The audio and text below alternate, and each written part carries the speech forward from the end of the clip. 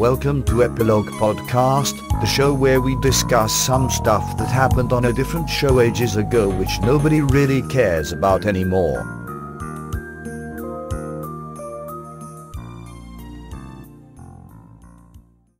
Hello, I'm Portponky. And I'm LeBloc. Today we're discussing Deep Space Nine, Season 6, Episode 1, A Time to Stand.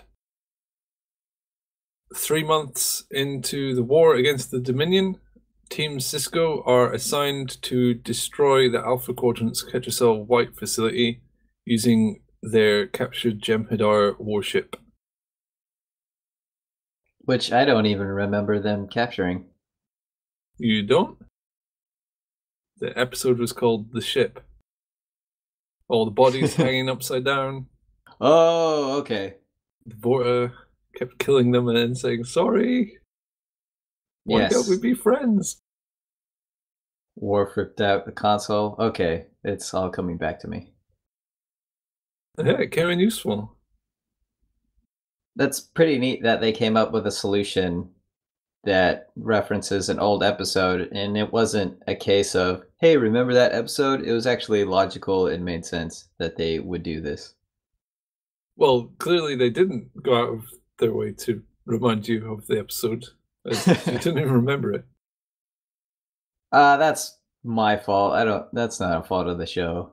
No, yeah, it's frustrating when they say, hey, this is what happened. I mean, they probably could have put it in the last time section. Oh, but then that would have given away the game. It's handled well enough. So, what did you think of the Season 6 opener? I love that they didn't hit the reset button right away. Things are still bad. Dekat still has control of what is now Tarek Noor. Cisco is hearing about how they're losing and everyone's sad. Kira and Odo are trying to take down, well, do what they can from behind enemy lines. It's really good. They shook things up substantially. When you say things aren't better all of a sudden, they're actually a lot worse. The Federation's getting their butts kicked. Which is great because we usually see them swoop in and save the day after an episode or two. We don't see things worsen usually, especially not to this degree. They always have this magical fleet that's just 12 hours away that will solve all the problems.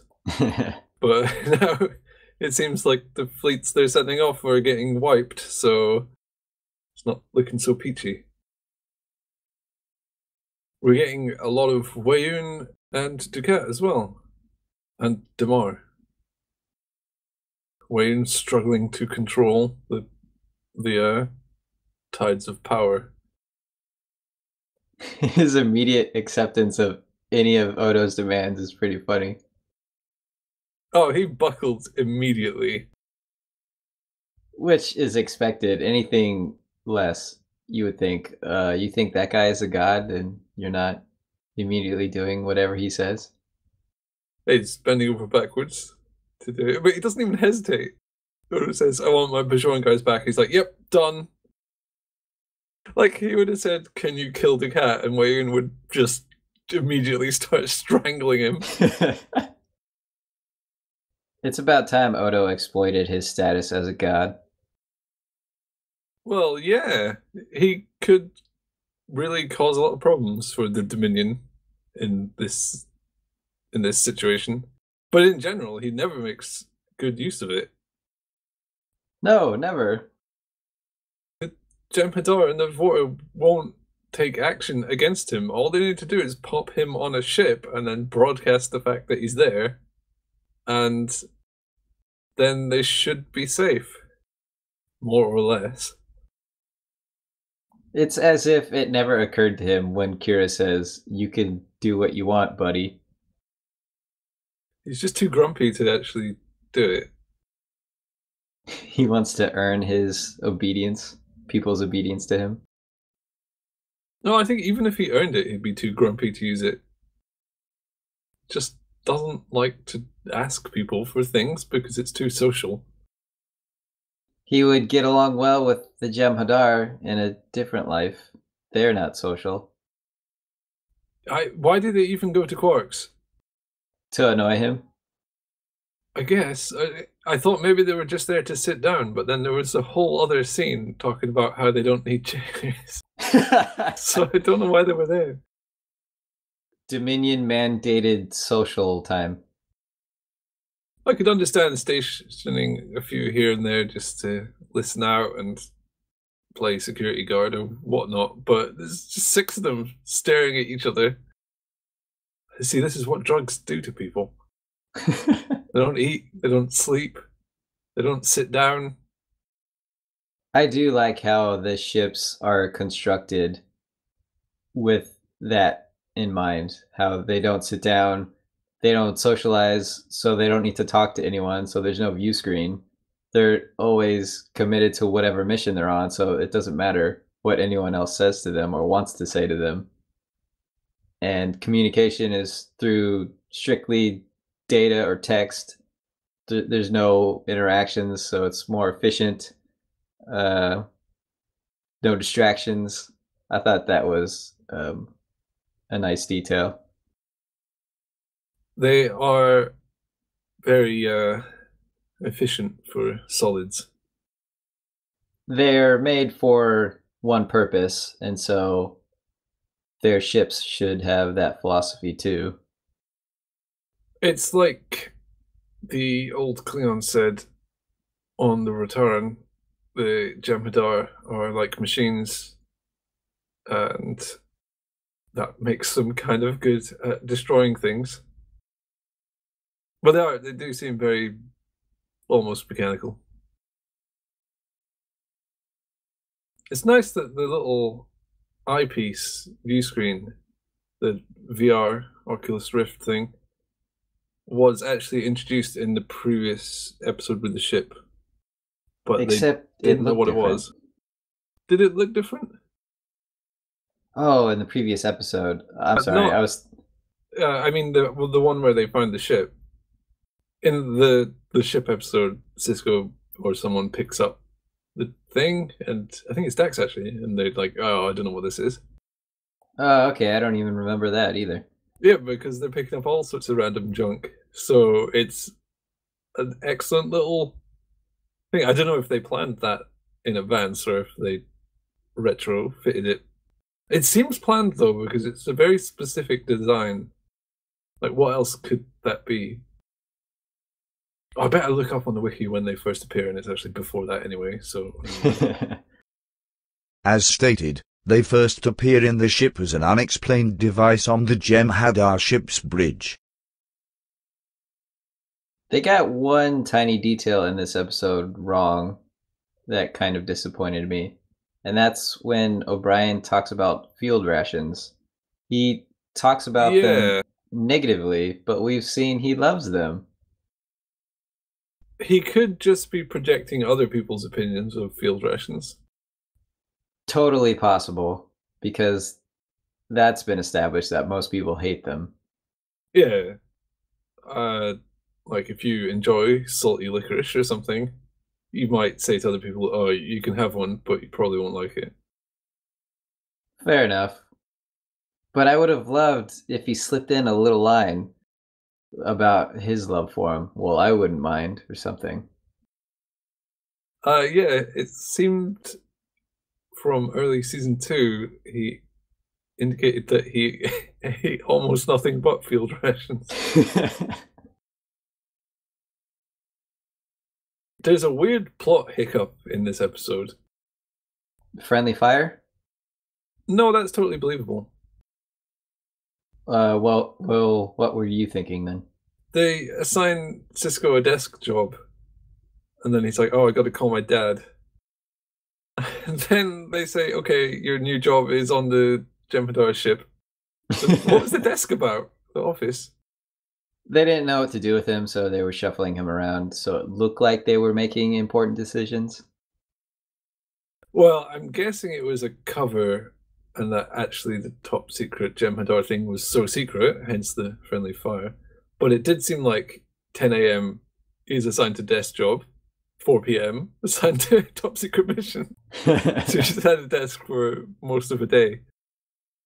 I like what you just said, though, that it was a cover, that it was so secret. They needed something plausible to say to other people, hey, where's Cisco? What's he doing? Oh, he's locked up in his office at his new desk. Don't bother him. It was such a good secret cover story, even the viewers were fooled. We got to see Daddy Cisco again, Joseph Cisco. I didn't really understand why we saw him here. They needed to explore Cisco's feelings about Jake getting left behind, but it wouldn't feel genuine if he was just lamenting to O'Brien or someone because he'd been with them for 3 months. They didn't expand on his initial reaction. He's a grown man. He can make his own choices. Well, yeah. Well, they did, because he was too ashamed to call his father. And then he couldn't even come up with a very good excuse. He just kind of told the truth. Yep, whoops. Sorry. And Joseph Cisco said the same things we said in the previous podcast. Yes, it's his decision to stay on the station, but for goodness sake. Jake doesn't seem all that worse for wear. Not yet, anyway. No, Wei-Yun hasn't flushed him out in the airlock yet. His journalistic integrity is not being respected. That's because he hasn't got any. Right. I guess he can't figure out the Wi-Fi password, so he can't self-publish. He has to go through Wei-Yun. Oh, no one respects self-published authors. But having Wei-Yun for an editor is going to be annoying because that guy says things and means other things all the time. All he has to do is add edited by Odo. Boom, problem solved. I don't know. That would probably cause more problems. Would you go against the words of a god? Words approved by a god. Approved by a god? Okay. All I'm saying is that words approved by gods have caused problems. I want Odo to make more bizarre requests for Wei-Yun.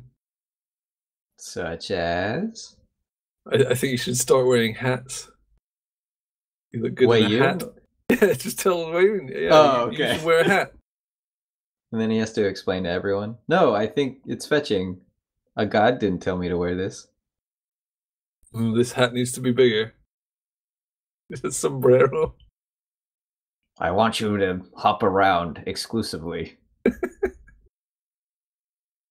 This is probably why most people go mad with power. It would be so fun. I don't. Unchecked power, the things you could do. Speaking of, Dekat has turned from bizarre, sexy old man into full-on sex pest. Big old creeper. Yep, he's a sexual predator. That was disturbing and comfortable when he was talking to Kira. Yeah, he just touched her face. Ugh. Ugh, yeah. Even before that, though, just his words. Yeah. He's a bit mental.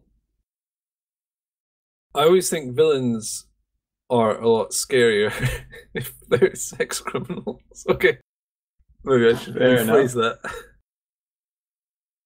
I always find that kind of weird uncertainty, such as what Dekat is showing here with his unchecked sexual advances, makes villains a lot more scary.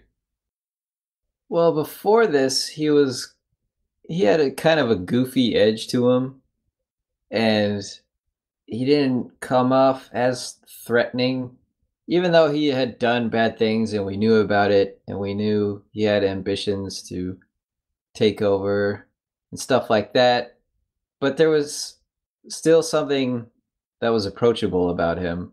That is gone. He is evil now. He comes off as much more menacing now. Yeah, because he's dangerous now, like physically dangerous to be around. I mean, he probably always was, but now it's out in the open. So that's great. Bashir's character, I've lost count of how many times, has had a bit of a rewrite. He's a walking computer now.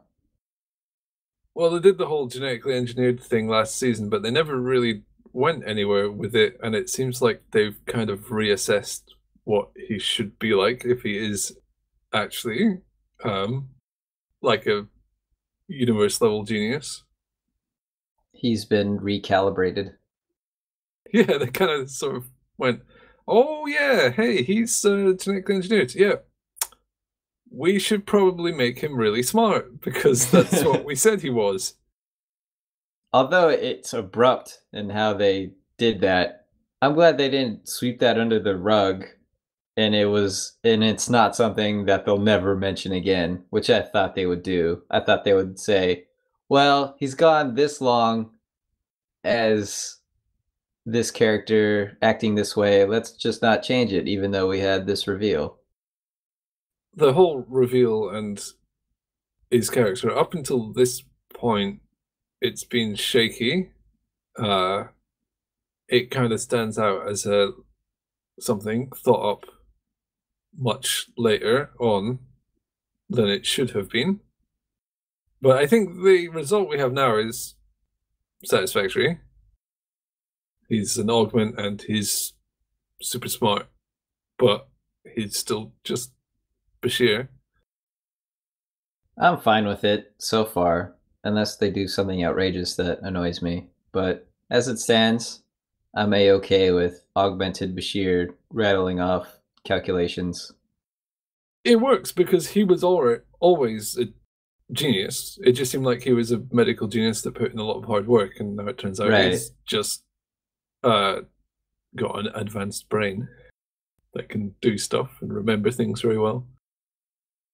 And they explain it away in this episode, how he had to hold himself back, and that's reasonable enough. That's fine. It was fairly clunky exposition. He's like Superman day to day, trying not to break everyone's hand when he shakes hands.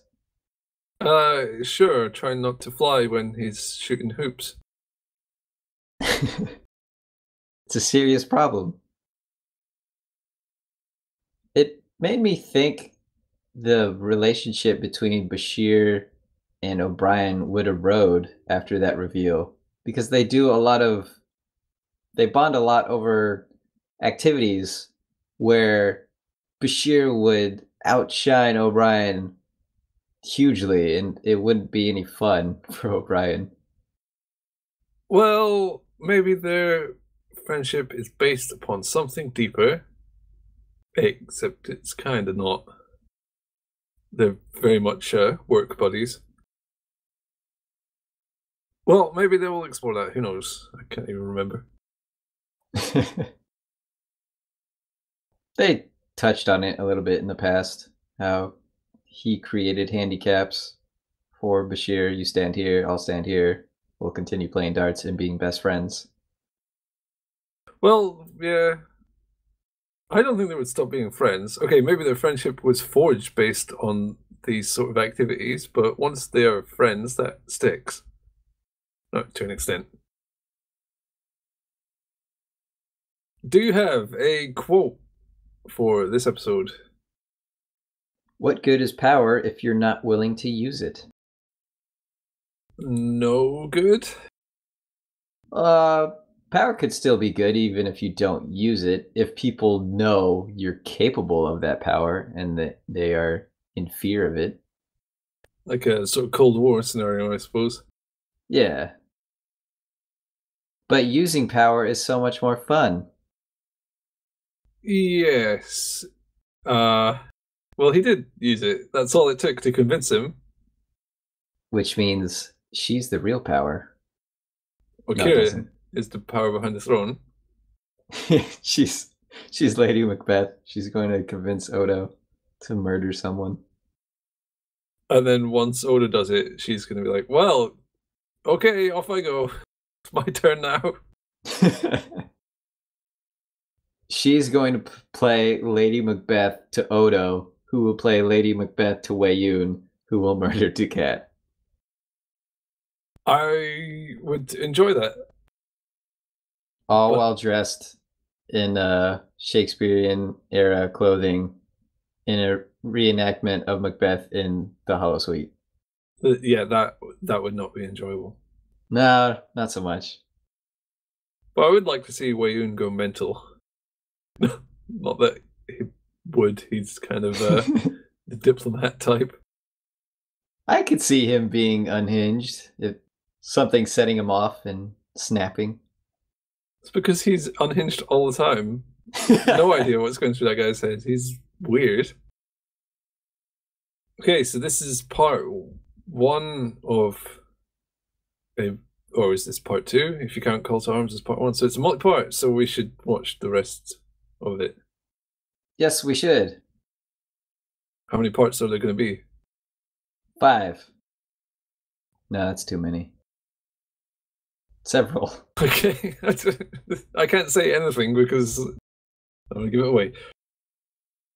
Let's go. Let's do it. All right.